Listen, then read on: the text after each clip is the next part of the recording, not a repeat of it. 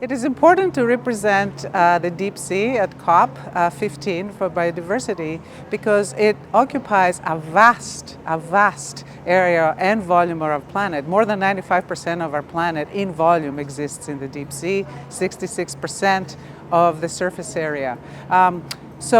In addition to that, many people think that the deep sea is out there in areas beyond national jurisdiction, but as it turns out, more than half of the exclusive economic zones in the world are actually deep sea. They're at depth below 200 meters.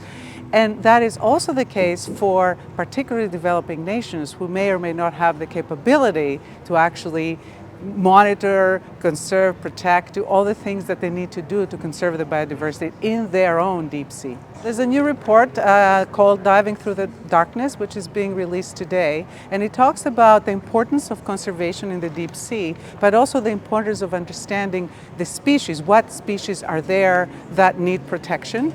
And there are a lot of species that are undescribed. We have never even know that they're there. We're going to lose them without even knowing that we're losing them.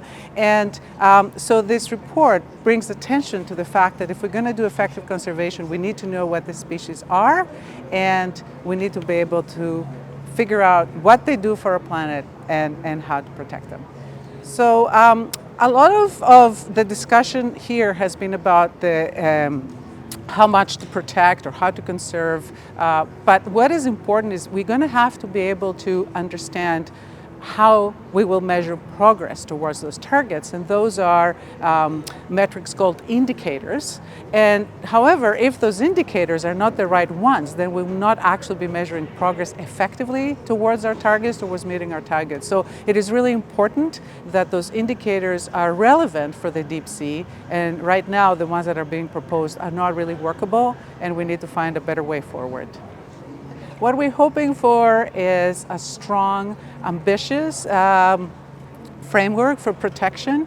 Restoration is not much of an option at scale in the deep sea, so we really need to protect rather than damage and then go back and restore.